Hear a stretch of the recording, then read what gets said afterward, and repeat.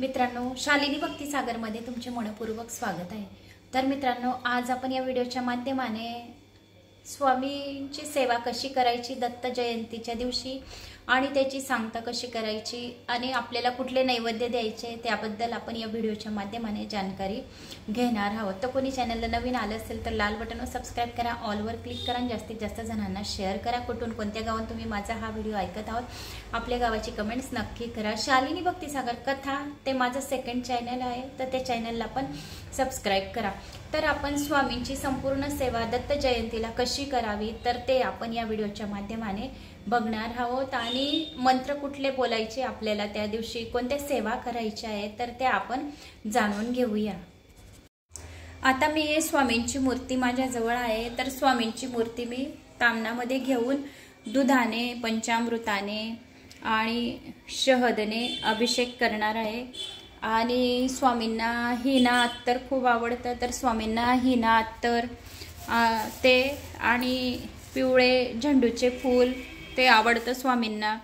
त्याशिवाय कापूर आणि लोंग पण आपल्याला जाळायचं आहे। आणि आज आपल्याला स्वामींच्या सेवेसाठी सर्वप्रथम आपल्या मुख्य दरवाजाला आपल्याला हळदीचं लेपन करायचे, आजूबाजू दिवे वगैरे लावायचे, अगरबत्ती वगैरे लावून ठेवायची आहे, समई लावायची आहे आणि पिवळाच कपडा आपल्या देवघरात आपल्याला म्हणजे अथरवायचा आहे। लाल जर राहिला तर असं सांगतात की म्हणजे लाल मध्ये जागृत शक्ती जास्त असते, घरात कटकट वगैरे पण होते केव्हा केव्हा, पण स्वामींना पिवळाच कपडा जास्त आवडतो असं सांगतात। तर देवाऱ्यामध्ये आपण पिवळा कपडा ठेवू शकतो, चौरंगावर आपण लाल कपडा पण असं आथरू शकतो, असं काही नाही। लाल शुभतेचं प्रतीक असतं, पण कोणी काही सांगतं तर असं काही मनात घेऊ नये। फक्त स्वामींची श्रद्धा आणि विश्वासाने आपल्याला पूजा वगैरे अर्चना करायची आहे। तर स्वामींची मूर्ती तामणामध्ये घेऊन आपल्याला अगोदर पंचामृताने आपण अभिषेक करून घेऊया। ओम श्री स्वामी समर्थाय नमः। अगोदर आपण गणपती बाप्पाची पूजा कुंकू हळद लावून घेतलेला आहे। मग स्वामींना आपण दूध, पंचामृत, शहद यथाशक्ती आपल्याला जे आपल्या जवळ आहे त्याच्याने आपण आपल्या मनोभावे आपण स्वामींची पूजा करून घ्यावी। स्वामींना तुळशीपत्र पाण्यामध्ये नक्की घालायचं, तर तुळशीपत्र स्वामींना खूप आवडतं पाण्यात अभिषेक करताना। ओम श्री स्वामी समर्थाय नमः। जो मंत्र येत असेल तुम्हाला तुम्ही त्याचा जप अभिषेक करून घ्यायचा। ओम श्री स्वामी समर्थाय नमः, ओम श्री स्वामी समर्थाय नमः, ओम श्री स्वामी समर्थाय नमः, ओम श्री स्वामी समर्थाय नमः, ओम श्री स्वामी समर्थाय नमः। तुमच्याकडे जर गुरुचरित्राची पोथी असेल तर तुम्ही पोथी, फोटो असेल स्वामींचा तर तुम्ही स्वामींच्या फोटोला हिना अत्तर पूजा आपण करू शकतो तशी।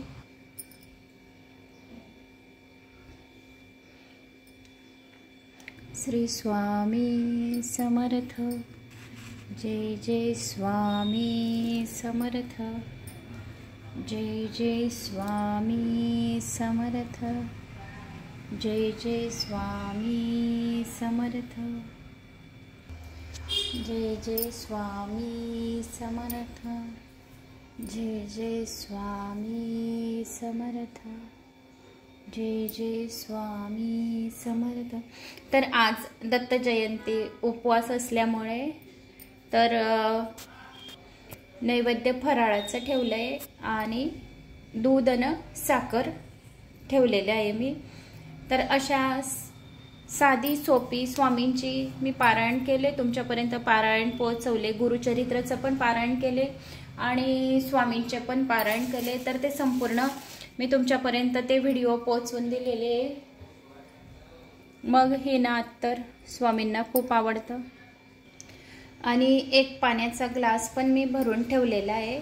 तर या पाण्यामध्ये थोडी अंगारा, रक्षा जे आपण म्हणतो तर ते टाकणार आहे आणि ते पाणी माझ्या मुलांना, माझ्या मिस्टरांना घरात शिंपडणार आहे, मी माझ्या कपाळी लावणार आहे। तर असे केल्याने स्वामींचा आशीर्वाद राहतो। तर आपण या दिवशी आपण स्वामींची दत्तबावनी आपण पठण श्रवण करू शकतो। या दिवशी आपण गुरुचरित्राचा 14वा अध्याय 18वा अध्याय श्रवण करू शकतो। या दिवशी दिगंबरा दिगंबरा श्रीपाद वल्लभ दिगंबरा या मंत्राचा आपण जप करू शकतो। तारक मंत्राचा आपण जप करू शकतो। या दिवशी छोट्या मोठ्या सेवा दत्त सहस्र नामावलीचा आपण पठण करू शकतो।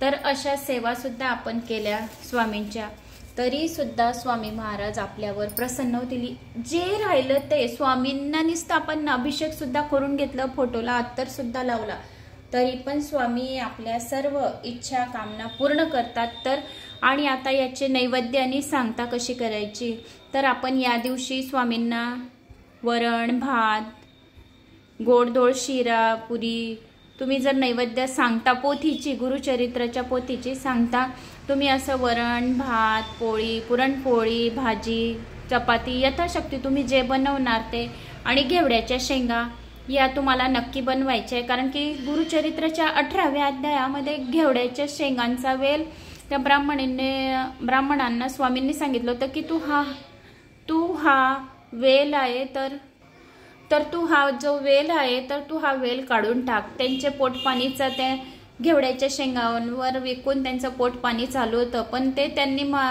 ब्राह्मणाने तसंच केलं। मग त्यानंतर त्यांची बायको म्हणाली की त्यांच्या सांगण्यावर तुम्ही हा घेवड्यांचा शेंगांचा वेल काढून टाकला आणि आपले पोटपाणी असं झालं तसं झालं, असं त्यांची दोघांचं चालू होतं वादविवाद। मग नंतर ते ब्राह्मण गेले, ते जिथून घेवड्याचा शेंगांचा वेल काढलेला होता तिथं गेले, ते माती बघायला, याने तिथली जागा बघायला, तर त्याच्या खाली त्यांना धनाचा अंडा सापडला। तर तो 18व्या अध्यायात घेवड्यांच्या शेंगांचं महत्त्व त्या अध्यायात सांगितलं गेलेलं आहे। म्हणून आपल्याला या दिवशी घेवड्यांच्या शेंगांचा नैवेद्य नक्की द्यायचे। तर तुम्हाला जे यथाशक्ती वाटेल तर ते तुम्ही देऊ शकता। या दिवशी ओम श्री स्वामी समर्थाय नमः या मंत्राच्या जपाला 11 माळी जप नक्की करा। विष्णू सहस्रनामावलीचं पठण करू शकता, पुरुष सूक्त, स्त्री सूक्त आणि तारक मंत्राचं 11 वेळा पठण करून असं पाणी ठेवून ते पाणी आपल्या मुलाबाळांना तुम्ही देऊ शकता। तर अशी आपल्या मनाने आपण छोटीशी सांगता गुरुचरित्राच्या पोथीची आपण करू शकता। कारण की गुरुचरित्र हे अत्यंत आपलं गुरुबळ प्रबळ करण्यासाठी आणि पाठीशी त्यांचं बळ मजबूत होण्यासाठी आपल्याला छोट्या मोठ्या सेवा आपल्याकडून स्वामी महाराज करून घेतात। आता माझ्याकडून स्वामींनी ही छोटीशी सेवा तुमच्यापर्यंत पोहोचवण्यासाठी टाइम काढून माझ्याकडून स्वामींनी ही करून घेतली, तर स्वामी ही आपल्याकडून करून घेतात। तर आपण म्हणतो की कसे काय होईल आपल्याने, तर पण ते बरोबर आपल्याकडून करून घेतात आणि स्वामींची कृपा आपल्यावर राहते। 3 वेळा मुजरा करायचा स्वामींना, याच्याने पण आपल्या मनातल्या इच्छा पूर्ण होतात। तर अशी छोटासा हा उपाय तुम्ही दत्त जयंतीच्या दिवशी या केव्हाही या 7 दिवसात तुम्ही हा उपाय करून घ्या आणि स्वामींचा आशीर्वाद घ्या। तर मित्रांनो, मला अशी आशा आहे की तुम्हाला हा छोटासा व्हिडिओ माझा आवडला असेल। आवडल्यास एक लाईक करा, चॅनलला सबस्क्राईब करा। श्री स्वामी समर्थ।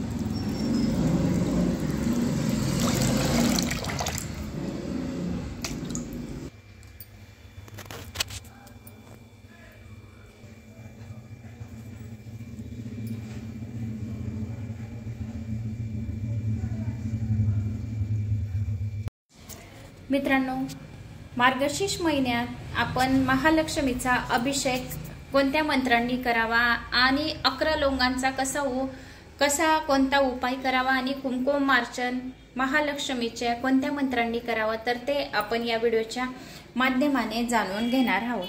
तर आपण महालक्ष्मीचा अभिषेक अभिषेक अगोदर विष्णू भगवानांचा अभिषेक करून घेतला मी. नंतर महालक्ष्मीचा पण आपण पंचामृताने अभिषेक करून घेऊया. श्री गणेशाय नमो नमः. ओम विष्णुवे नमः. ओम महालक्ष्मीये नमो नमः. ओम विष्णुवे नमः. ओम विष्णुवे नमः. महालक्ष्मीचा अभिषेक करताना विष्णू भगवानांचं नामस्मरणच घ्यायचं. ओम विष्णुवे नमः. ओम विष्णुवे नमः. ओम विष्णुवे नमः. ओम विष्णुवे नमः. ओम विष्णुवे नमः. ओम विष्णुवे नमः. ओम विष्णुवे नमः. ओम विष्णुवे नमः. ओम विष्णुवे नमः. विष्णुवे नमः. ओम विष्णुवे नमः. ओम विष्णुवे नमः. ओम विष्णुवे नमः. ओम विष्णुवे नमः. ओम विष्णुवे नमः. ओम विष्णुवे नमः. ओम विष्णुवे नमः. ओम विष्णुवे नमः. ओम विष्णुवे नमः. ओम विष्णुवे नमः. ओम विष्णुवे नमः. ओम विष्णुवे नमः. कॅमेरा पण मोबाईल भी हातात धरायचा. पूजाविधी पण तुम्हाला दाखवायची, तर ते थोडंसं तुम्हाला बघायला येऊ होत असेल. पण महालक्ष्मीचा अभिषेक आपण दुधाने, पंचामृताने, शहदने असा करून घ्यायचा. अगोदर मी विष्णू भगवानाचा अभिषेक करून घेतला पंचामृताने, दुधाने, मधाने, शहद मधाने आणि इत्र वगैरे लावलं भगवान विष्णूला. हे ना तर सर्वांना चालतं. तर ते लावून मग महालक्ष्मीची पूजा वगैरे करायची. ओम श्रीम नमः या मंत्राने आपल्याला महालक्ष्मीची पूजा अर्चना करायची आहे. आणि आपल्याला लोंगांचा उपाय करायचा आहे. कुठल्याही दिवशी मार्गशीर्ष महिन्यामध्ये आपण लोंगांचा हा उपाय नक्की करायचा. तर एक एक लोंग घ्यायची. आता ही लोंग मी घेतली, एक लोंग घेतली. याच्यावर तुम्ही ओम श्री महालक्ष्मीये नमः या मंत्राचा जप करून ओम श्री महालक्ष्मीये नमः असा जप करून तुम्ही अर्पण करू शकता महालक्ष्मीला.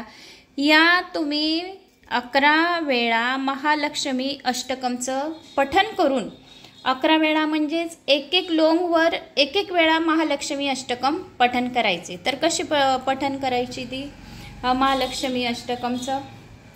नमस्तुते महामाये श्रीपीठे सुरपूजिते शंखचक्र गदा हस्ते महालक्ष्मी नमस्तुते. नमस्तुते गरुडारूढे कोलसुर भयंकरी कुमारी वैष्णवी ब्राह्मी महालक्ष्मी नमस्तुते. सर्वज्ञ सर्ववरदे सर्वदुष्ट भयंकरी सर्वदुःखहरे देवी महालक्ष्मी नमस्तुते. सिद्धी बुद्धी भुक्ती मुक्ती प्रदानी मंत्रमूर्ते सदा देवी महालक्ष्मी नमस्तुते. आद्यरहित देवी आद्य शक्ती महेश्वरी योगी जय योग संभुजे महालक्ष्मी नमस्तुते. स्थूल सूक्ष्म मोहरद्र मोहशक्ती मोहदरे मा पापरे देवी महालक्ष्मी नमस्तुते. पद्मासिनी देवी परब्रह्म स्वरूपिणी परमेशी जगजन्मांतरे महालक्ष्मी नमस्तुते. श्वेतांबधरे दैवी नाना अलंकार भूषिते जगस्थिते जगजन्मांतरे महालक्ष्मी नमस्तुते. शांताकारं भुजगशयनं पद्मनाभं सुरेशं विश्वाधारं गगनसदृशं मेघवर्णं शुभांगं लक्ष्मीकान्तं कमलनयनं योगिव्यागमनं वंदे विष्णु सर्वलोकैकनाथं निवासं श्री निवासा की जय. कोल्हापुरम महालक्ष्मी माता की जय. तर अशी ती जी लोंग माझ्या हातात होती, तर मी अशी महालक्ष्मी मातेला अर्पण केली. तर अशी एक एक लोंग महालक्ष्मी अष्टकमचं पठण करून एक एक लोंग 11 वेळा 11 लोंगांचा हा उपाय तुम्हाला असा करायचा. या 108 वेळा तुम्ही महालक्ष्मीचे नाव घेऊन महालक्ष्मीला एक एक लोंग 108 वेळा 108 लोंग तुम्ही महालक्ष्मीला अर्पण करू शकता. तर याच्याने शत्रुनाश होतो, धनधान्यामध्ये वृद्धी होते, एवढं या लोंगांचा प्रभाव आहे. आणि मग नंतर तुम्ही विष्णू सहस्त्र नामावली आणि लक्ष्मी सहस्त्र नामावली, पुरुष सूक्त, स्त्री सूक्त, धनधा स्तोत्र, लक्ष्मी स्तोत्र असे तुम्ही कनकधारा स्तोत्र, दारिद्र्य दुःख हरण शिवस्तोत्र ते सुद्धा तुम्ही पठण श्रवण करू शकता. संपूर्ण शालिनी भक्ती सागरवर माझ्या या संपूर्ण सेवा दिलेल्या आहेत. तर तुम्ही या अशा महालक्ष्मीच्या मार्गशीर्ष महिन्यात केव्हाही करू शकता. एक महालक्ष्मीला कमळाचं फूल अर्पण करा. कमळाचं फूल विष्णू भगवानला खूप आवडतं, कमल नयन आहे. तर एक कमळाचं फूल सुद्धा तुम्ही या दिवशी अर्पण करा, म्हणजे महालक्ष्मी आपल्यावर खूप प्रसन्न होईल. या दिवशी तुम्ही खिरीचं नैवेद्य, ज्या दिवशी तुम्ही हा उपाय करणार त्या दिवशी खिरीचा नैवेद्य, बताशे या गुळ धने तुम्ही महालक्ष्मीला अर्पण करा नैवेद्य म्हणून. याच्याने आपले दुःख दारिद्र्य दूरच होईल. हळदीचं लेपन आपल्याला मार्गशीर्ष महिन्यात संपूर्ण महिनाभर करायचे. कुमकुम मार्चन ओम श्रीम नमः या मंत्राचा जप करत करत तुम्ही कुमकुम मार्चन पायापासून तर डोक्यापर्यंत तुम्ही कुमकुम मार्चन करू शकता. तर अशा छोट्या मोठ्या सेवा तुम्ही महिन्यातून या महिन्यात मार्गशीर्ष महिन्यात केव्हाही करू शकता। तर असा हा छोटासा व्हिडिओ तुम्हाला मी लोंगांचा दाखवला होता। तर असे नैवेद्य तुम्ही दूध, साखर, पंचामृत, मी रोज या चांदीचा ग्लास घेत आणि ही चांदीच्या प्लेटमध्ये देवांना कुठल्याही इथं शिवजी बसतात रोज प्रदोष कालामध्ये। तर हे मार्गशीर्ष महिन्यात मी तुम्हाला हा उपाय कसा करायचा ते दाखवलं। नाही तर या प्रदोष कालामध्ये या चांदीच्या प्लेटमध्ये रोज भोळे महादेव माझे चांदीचेच केलेले मी। तर हे पहा प्रतिमा महादेवाची चांदीचे, तर त्याच्यावर हे चांदीचं बेलपत्र पण केलंय। तर हे असं बेलपत्र शिवजीला मी अर्पण करते। बेलपत्र तुम्ही महालक्ष्मीला पण अर्पण करू शकतात, कारण बेलाच्या झाडामधून महालक्ष्मीचा जन्म झालेला आहे। तर तुम्ही हे महादेवाचे जे बेलपत्र आहे तर ते तुम्हाला महालक्ष्मीला पण चालेल, कारण महादेव आणि महालक्ष्मी दोघांनाच हे महानाव प्राप्त झाले। चांदीची अन्नपूर्णा केली, हिला तांदळामध्ये ठेवायची मार्गशीर्ष महिन्यामध्ये, म्हणजे धनात आपली वृद्धी होते। आणि गणपती बाप्पा पण चांदीचा आहे, तर गणपती बाप्पा पण चांदीचे करून घेतलेले आहे। तर असे काही जे मेन देव आहे आपले, तर ते आपण ठळक ठळक देव चांदीचे करून घ्यायचे। मग नंतर आपण कापूर आणि लोंग, तर ते सुद्धा आपण जाळून महालक्ष्मीची आपण कापूर आणि लोंगाने अशी सेवा करू शकतो। लोंगा नक्की ठेवायच्या, म्हणजे महालक्ष्मी खूप प्रसन्न होते याच्याने। तर मित्रांनो, मला अशी आशा आहे की तुम्हाला छोटासा व्हिडिओ आवडल्यास एक लाईक करा, चॅनलला सबस्क्राईब करा। कुठून कोणत्या गावात तुम्ही माझा हा व्हिडिओ ऐकत आहोत आपल्या गावाची कमेंट्स नक्की करा। जय श्री महाकाल, जय श्री महालक्ष्मी माता।